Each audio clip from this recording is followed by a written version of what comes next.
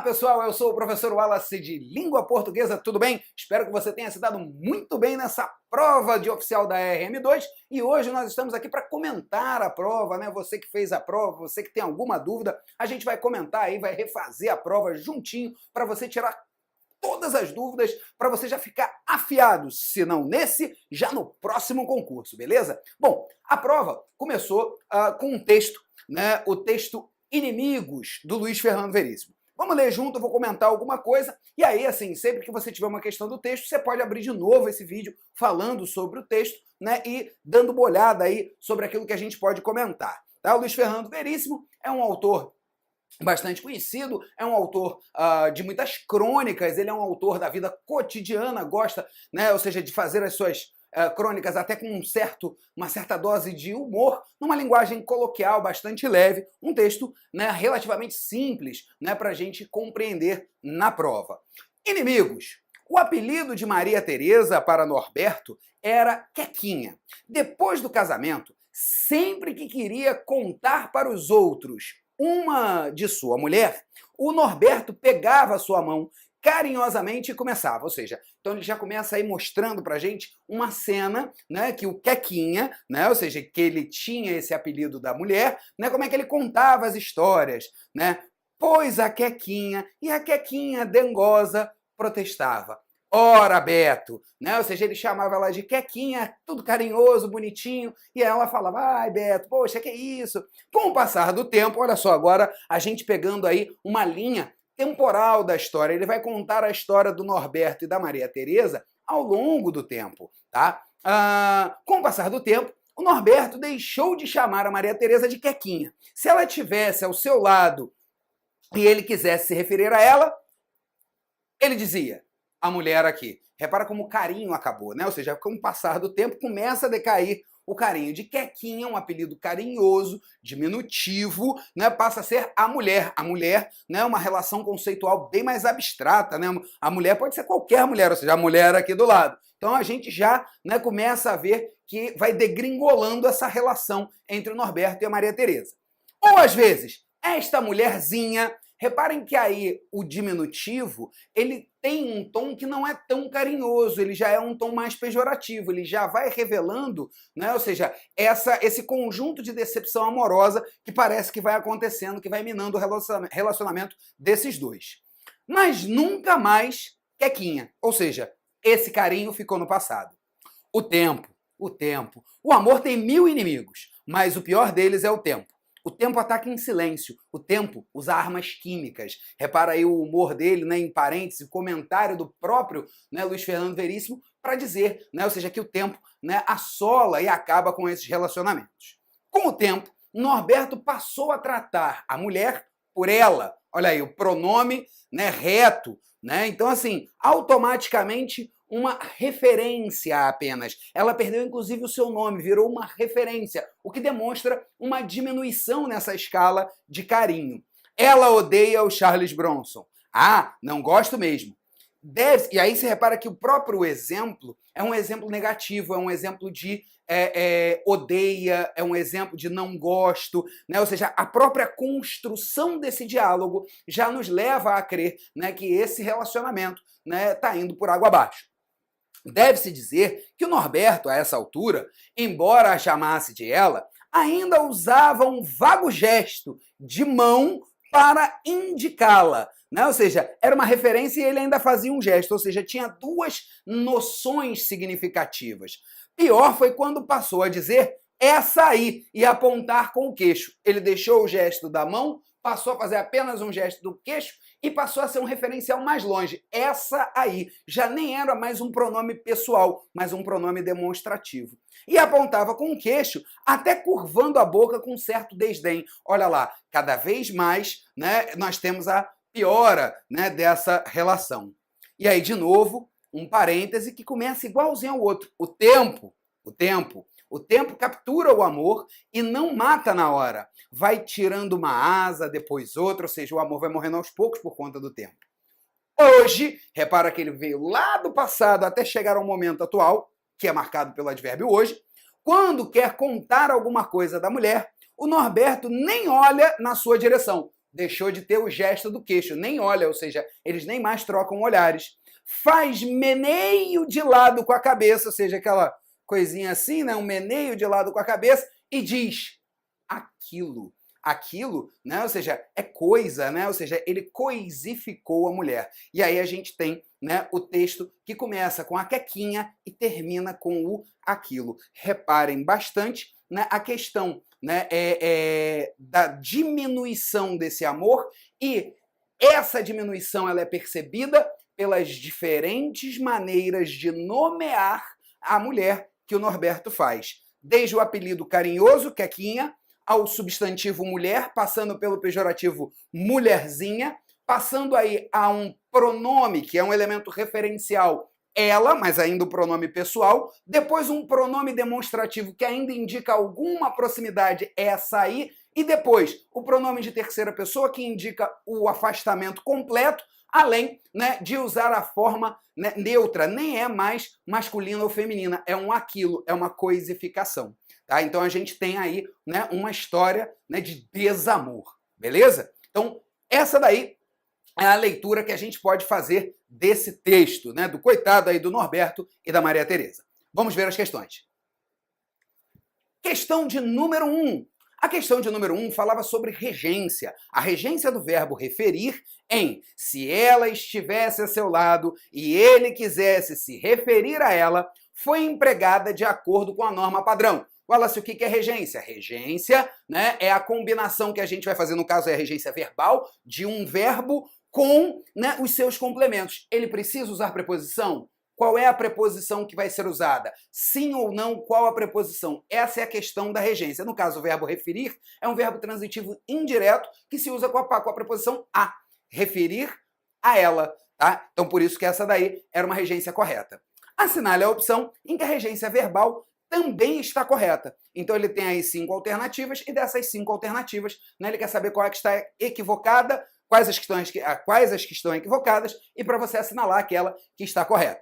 Na letra A, estudei muito para a prova, pois aspirava a uma boa colocação. O verbo aspirar, quando tem o sentido de desejar, almejar, ele é verbo transitivo indireto, precisa de uma preposição. Portanto, pois aspirava a uma boa colocação. Por isso essa está equivocada.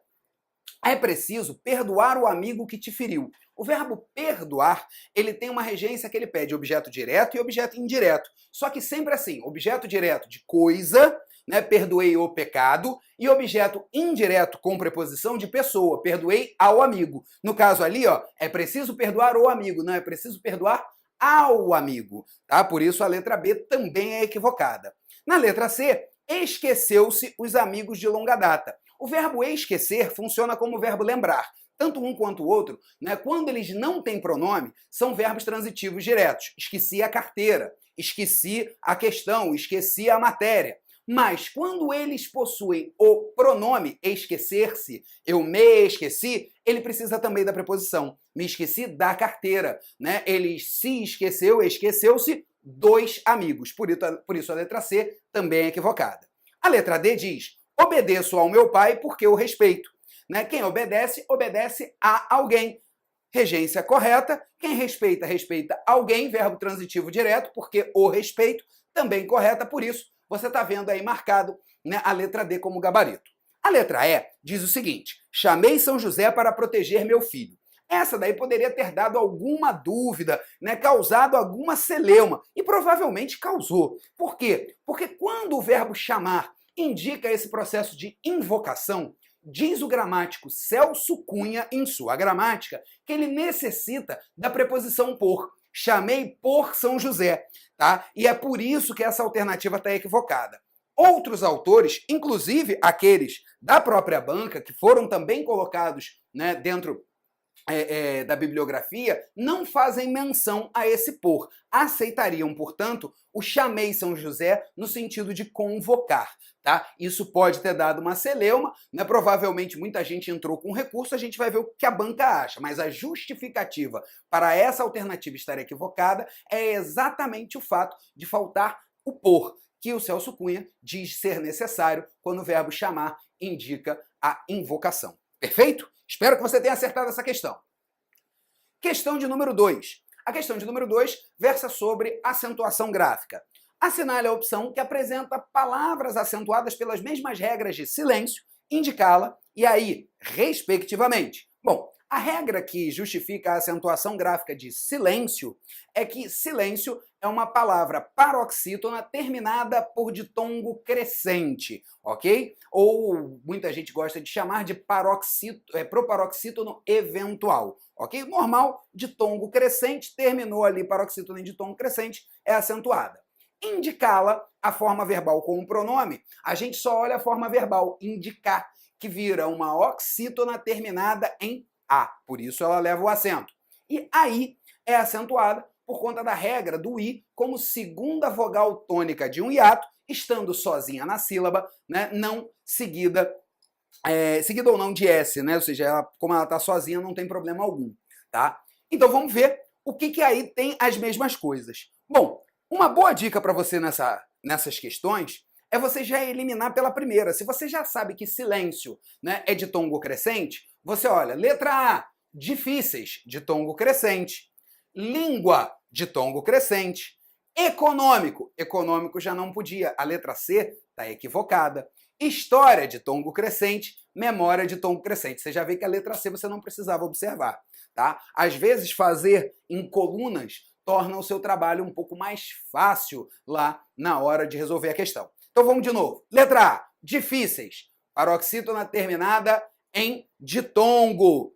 Amanhã é uma oxítona. Aí a gente tem a questão do tio, né? Mas quando não existe nenhuma outra acentuação gráfica, o tio, mesmo não sendo um acento gráfico, ele acaba marcando que essa palavra é oxítona, então ela é uma oxítona terminada em A. E substituída é o I como segunda vogal tônica do hiato, estando sozinho na sílaba. Portanto, a letra A já seria o nosso gabarito. Língua, ditongo, paroxítona terminada em ditongo. Órgão, paroxítona terminada também em ditongo, ou seja, diferente de indicá-la. Baú, U como segunda vogal tônica do hiato, né? Essa daí, bateria. O órgão é que indica ali que está equivocado. Econômico, a letra C, a gente já viu que o econômico é pro paroxítona, isso elimina a letra C. Acharaz estaria correta, né? Porque acharaz seria uma oxítona terminada em A. Grajaú também estaria correta, né? Estaria, né? Porque Grajaú é o nome de bairro, deveria estar com letra maiúscula, aí está com letra minúscula, mas tudo bem, né? A questão é sobre acentuação, o U é a segunda vogal tônica do hiato. Na letra D, história. É uma paroxítona terminada em ditongo. Português, uma oxítona terminada em vogal, né? Ou seja, é o E, não é o A, mas você poderia considerar, né, que a regra é a oxítona terminada em vogal, né? A, E e O. Mas você estaria equivocado, porque você é também uma oxítona terminada em vogal E, né? E não o hiato, tá? Por isso a letra D estaria equivocada. Memória, paroxítona terminada em ditongo. Pontapé, oxítona terminada em E, tudo bem, né? Ou seja, você poderia dizer que ela está equivalente lá à oxítona terminada em A, mas estará é uma oxítona terminada em A, que é diferente do AI, que é a segunda vogal tônica do hiato. Por isso a letra E está correta, o gabarito, a letra A. Questão de número 3. A questão de número 3 versa sobre o texto. Assinale a opção que melhor expressa o sentimento do Norberto em relação à sua esposa. Vamos pensar. Ele conta uma história que vai do passado até o presente, né? Ou seja, o sentimento do Norberto é aquilo que ele sente. Como ele não disse ali, o sentimento no passado, é o sentimento que ele sente hoje, né? Ou seja, que ele expressa hoje pela mulher dele. E esse sentimento é o total desprezo por ela, tá? Por isso, né, ao expressar o total desprezo, a forma aquilo é a resposta correta. Por quê? Porque é aquela que mais se distancia na brincadeira que ele faz de nome, né? De depois o nome dela com o diminutivo, depois um nome mulher, depois o pejorativo mulherzinha, depois o ela, que é um pronome referencial, depois um outro pronome mais ainda, né, com a forma feminina, até chegar ao distanciamento completo. Esse distanciamento completo pela forma aquilo, é essa a representação maior do sentimento que ele tem pela sua esposa. Na verdade, o distanciamento completo. Por isso que a questão de número 3 tinha a letra A como gabarito, ok? Todas as outras, né, referem-se a partes do texto que não são as partes do texto, né, que justificam o sentimento dele. Tá? Cuidado, a letra B, por exemplo, tem uma fala que nem é referente ao Norberto, é a reflexão do próprio, né? A letra B e a letra C, o amor tem mil inimigos e o tempo usa armas químicas. Essas são reflexões do autor do texto, ou seja, do narrador ali da crônica, que é o Luiz Fernando Veríssimo, né, com relação ao texto e não com relação ao sentimento dele. A letra D e a letra E são duas frases da própria Quequinha, da própria mulher, com relação ao que ele fala. E essas frases não vão indicar o sentimento do Norberto. A única diretamente ligada ao Norberto é aquilo que ele fala sobre ela, e a letra A, o aquilo. Beleza? Questão de número 4. A questão de número 4 diz assim: assinale a opção que indica corretamente a classificação do termo em destaque na oração. Ela odeia o Charles Bronson. Bom, a gente tem uma questão aí de sintaxe, né? A gente tem ela, sujeito, odeia, o verbo, né? Então a gente vai lá, quem odeia, odeia alguém. Quem ela odeia? O Charles Bronson. Portanto, o verbo é transitivo direto. Charles Bronson é o seu objeto direto. Por isso, a resposta correta da questão 4, letra A, objeto direto. Perfeito? Questão de número 5. A questão de número 5 fala sobre pronomes demonstrativos. Os pronomes demonstrativos utilizados pelo personagem Norberto para se referir à esposa demonstram. Reparem, pronome demonstrativo ele pode demonstrar uma série de coisas. Ele pode demonstrar uma questão espacial, ele pode demonstrar uma questão temporal, ele pode fazer uma referência no texto, e ali ele vai referenciar exatamente esse distanciamento daquele casal. Aquele casal está se distanciando do essa pulou para o aquilo, né? Então vamos lá. As sinalizações que fazem sobre espaço, tempo e as pessoas do discurso, tá? Então vamos lá. As sinalizações que fazem sobre esses pronomes demonstrativos, né, vão demonstrar o espaço, o tempo e as pessoas.